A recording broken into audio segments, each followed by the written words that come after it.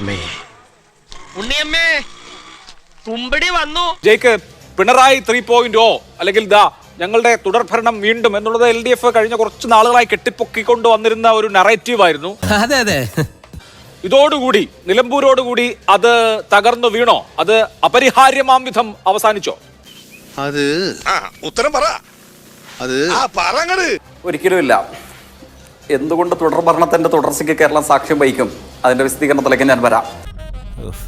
ഒരു മാറ്റവും ഇല്ലല്ലോ. കേരള രാഷ്ട്രീയത്തിന്റെ സമ്പൂർണമായ ആത്യന്തിക നേരവകാശം ഞങ്ങൾക്കാണെന്ന നിലയിലുള്ള പ്രചരണം നടത്തിയാൽ അതിനു മുമ്പിൽ നിശബ്ദരായി നിർനിമേഷരായി നിന്നുകൊടുക്കേണ്ട കാര്യമുണ്ട് എന്നെനിക്ക് തോന്നുന്നില്ല. എന്നിട്ട് ഇപ്പോൾ ഇടതുപക്ഷ ജനാധിപത്യ മുന്നണിയുടെ സ്ഥാനാർത്ഥിയെ സംബന്ധിച്ച് വ്യക്തിപരമായ അതിക്രമങ്ങളൊക്കെ അല്ലെങ്കിൽ കെട്ടഴിച്ചുവിട്ട നുണപ്രചരണങ്ങളൊക്കെ ഈ തെരഞ്ഞെടുപ്പിന്റെ പല ഘട്ടത്തിലും നമ്മൾ കേട്ടിട്ടുള്ളതാണ്. UDF അഴിച്ചുവിടുന്നത്. പട്ടിയുടെ വാല് പന്തിരാണ്ട് കാലം കൊള്ളിട്ടിട്ട് എന്താ കാര്യം? പട്ടിക്ക് കൂടി തോന്നണ്ടേ അത് നിവർത്തിയെടുക്കണോന്ന്? കഷ്ടം. പക്ഷേ ഈ തെരഞ്ഞെടുപ്പിൽ ഇടതുപക്ഷത്തോട് പിന്തുണ പ്രഖ്യാപിച്ചു എന്നതിന്റെ പേരിൽ ലോകമാദരിക്കുന്ന കേരളത്തിന്റെ പ്രതീകങ്ങളായിട്ടുള്ള സാഹിത്യ നായകന്മാരെ കുഴലൂത്തുകാർ എന്ന നിലയിലാണ് UDFന്റെ പ്രതിനിധി അപഹസിച്ചത്. അതിനൊന്നും ഇല്ലേ? ഒരു തെരഞ്ഞെടുപ്പിൽ തങ്ങളുടെ രാഷ്ട്രീയ അഭിപ്രായം പ്രകടിപ്പിച്ചു എന്നുള്ളത് കൊണ്ട് പലപ്പോഴും ഇടതുപക്ഷ സർക്കാരിനെ നിശിതമായി വിമർശിക്കാൻ മുന്നോട്ടേക്ക് വന്നിട്ടുള്ള ഇവർ തന്നെ ഈ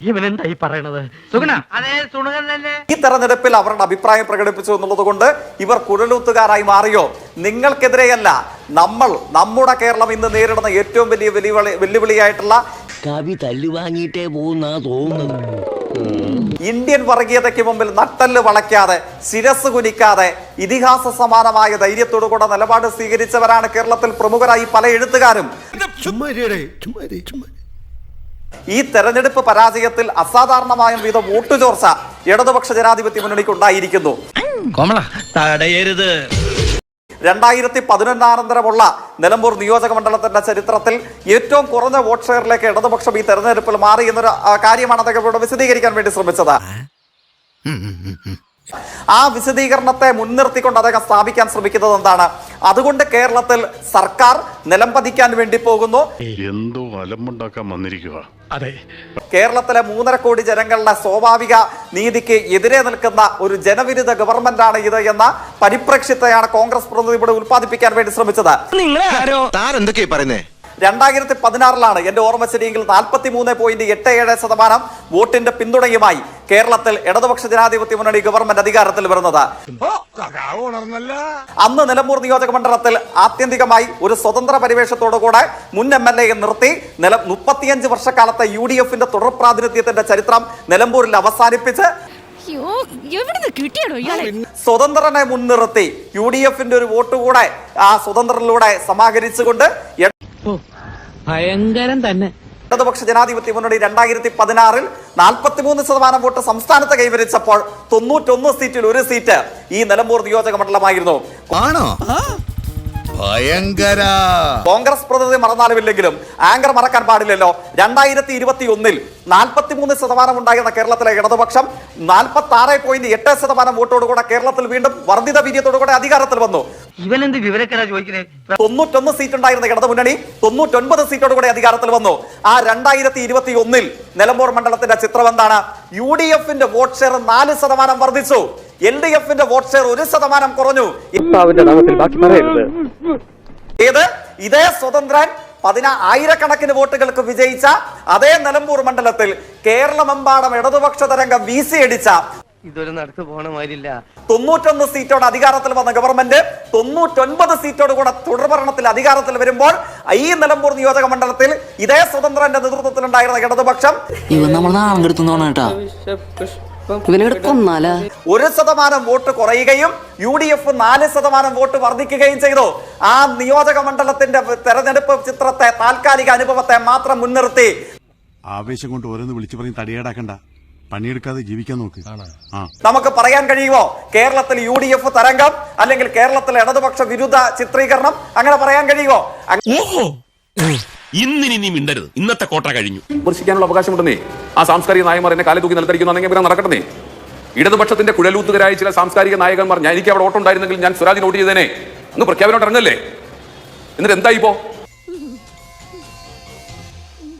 ഇത്രയും വലിയ കാൻഡിഡേറ്റ് ആണെന്ന് നിങ്ങൾ വലിയ ക്യാൻവാസിലേക്ക് പകർത്തിയിട്ടും എവിടെ പോണു? തൊണ്ട വെള്ളം കുടി. എം സ്വരാജ് CPM-ന്റെ സംസ്ഥാന സെക്രട്ടേറിയറ്റ് മെമ്പർ ഈ പറയുന്ന 7 പഞ്ചായത്തിലും ഒരു മുനിസിപ്പാലിറ്റിയിലും ഉൾപ്പെടെ ഒരു പഞ്ചായത്തിൽ മാത്രം 118 വോട്ടിന്റെ ലീഡ് മേടിച്ചൊഴിച്ചാൽ ബാക്കി 6 പഞ്ചായത്തിലും മുനിസിപ്പാലിറ്റിയിലും പുറകെ പോയില്ലേ?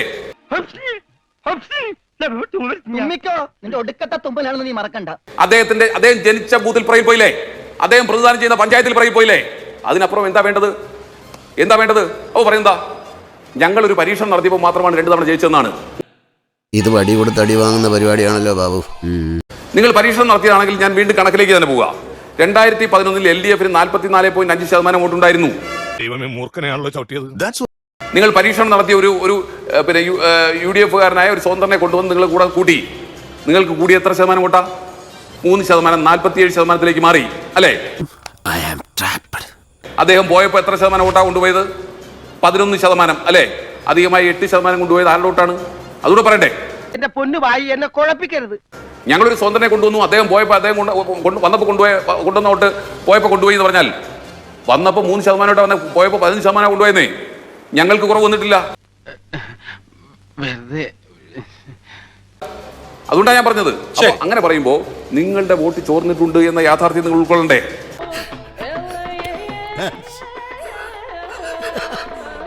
തൃക്കാക്കരയിൽ അവിടെ നേരത്തെ ഉണ്ടായിരുന്ന വോട്ടിന്റെ ഇരട്ടി ഭൂരിപക്ഷത്തിലാണ് ഞങ്ങൾ ജയിച്ചത്.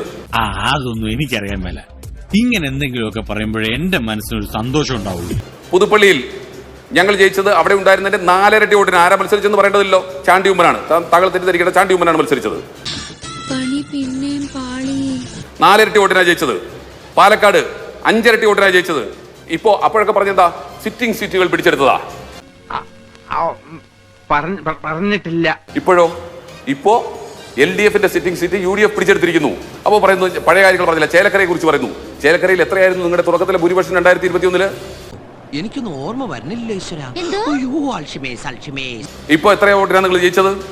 ചേലക്കരയിൽ 4-1 കുറച്ചില്ലേ? അത് കാണുന്നില്ലേ? അപ്പോൾ ജനങ്ങളുടെ വികാരം ഈ ഇടതുപക്ഷ സർക്കാരിനാണ് എന്ന് തെളിയിക്കുന്ന ഇങ്ങനെ പോയാൽ സംഗതി കുഴയും. ലിറ്റ്മസ് ടെസ്റ്റുകൾ ഈ പറഞ്ഞ 4 വർഷത്തിനിടയിൽ 5 സ്ഥലത്തോ 6 സ്ഥലത്തോ ഉണ്ടായിട്ടും അത് നിങ്ങൾക്ക് ഉൾക്കൊള്ളാൻ കഴിയുന്നില്ലെങ്കിൽ അതെല്ലാം ഒറ്റപ്പെട്ട സംഭവങ്ങളാണെങ്കിൽ പിന്നെ ഞാൻ ഇനി എന്താ പറയേണ്ടത്? തുടർ ഭരണത്തിന് തുടർച്ചയില്ലാതാകുമോ? 2019 പാർലമെന്റ് തെരഞ്ഞെടുപ്പിൽ അഭൂതപൂർവമായ വിജയം കൈവരിക്കപ്പെട്ടപ്പോൾ ആദരണീയനായ കോൺഗ്രസ് പ്രതിനിധിയുടെ ഉറ്റ സ്നേഹിതനായ നേതാവ് എന്തിനാടാ ഇങ്ങനെ ഓരിയിടുന്നത്? ആലപ്പുഴയിലെ യോഗത്തിൽ പങ്കെടുത്തുകൊണ്ട് 2021 ശേഷം പറഞ്ഞു, മുഖ്യമന്ത്രിയായിരിക്കാൻ എന്റെ സ്വപ്നമായിരുന്നു, പക്ഷെ നടന്നില്ല. 2019 തെരഞ്ഞെടുപ്പ് വിജയം കണ്ടപ്പോൾ ഞാൻ അങ്ങ് ആഗ്രഹിച്ചു കേരളത്തിന്റെ മുഖ്യമന്ത്രിയായി കളയാവുന്ന. ഇപ്പൊ അദ്ദേഹം പ്രതിപക്ഷ നേതൃത്വത്തിൽ പോലുമില്ല. സ്വന്തം ഇഷ്ടത്തിന് തട്ടിവിടുന്നതാണ്. അതുകൊണ്ട് ഇത്തരം ആഗ്രഹങ്ങൾ പല ചെറുതും വലുതുമായ തെരഞ്ഞെടുപ്പ് വിജയത്തിൽ ആഗ്രഹിച്ചിട്ടുണ്ടായിരുന്നവരുണ്ടായിരുന്നു. ഇരിക്കട്ടെ, ഞാൻ അതിനെയൊന്നും തള്ളിക്കളയുന്നില്ല. വായിക്കാത്ത കയറി വിടുവിച്ചാലേ ശരിയാവും. താൽക്കാലികമെങ്കിലും ഈ തിരിച്ചടിയെ അതായി തന്നെ ഞങ്ങൾ ഉൾക്കൊള്ളുന്നു. ഇതിൽ നിന്ന് ഉൾക്കൊണ്ടേണ്ട പാഠത്തെ ഉൾക്കൊണ്ടുകൊണ്ട് വർദ്ധിത വീര്യത്തോടുകൂടെ ഇടതുപക്ഷ വിരുദ്ധ ദുഷ്ടശക്തികളെ തകർത്തുകൊണ്ട് തന്നെ പറയുന്ന നിനക്കില്ലേലും കേൾക്കുന്ന എനിക്കില്ലടാ ഒരു ചളുപ്പ്. സഖാവ് എം സ്വരാജ് ഉൾപ്പെടെയുള്ളവരുടെ നേതൃത്വത്തിൽ 2026 കേരളത്തിൽ ഇടതുപക്ഷം ഈ ചരിത്ര തുടർ ഭരണത്തിന്റെ തുടർച്ച സൃഷ്ടിക്കാൻ വീണ്ടും ഇവിടെ തന്നെ വരും. ഉളുപ്പുണ്ടടാ ചക്കണക്ക്. എവിടെയും ആരും ഒളിച്ചോടാൻ പോകുന്നില്ല. പാർലമെന്റിലോ പഞ്ചായത്തിലോ തോറ്റാൽ ഈ പരിപാടി അവസാനിപ്പിച്ച് പോകുന്ന സമീപനം കോൺഗ്രസിനും UDF-നും കാണും. ആ അളവുകൾ ഞങ്ങളുടെ അടുക്കലേക്ക് വെച്ച് ഞങ്ങളെ അളക്കല്ല. ഞങ്ങളുടെ അടിസ്ഥാന ജീവിത ലക്ഷ്യം ഇതല്ല. തൽക്കാലം ഇത്രയും മതി. വരട്ടെ.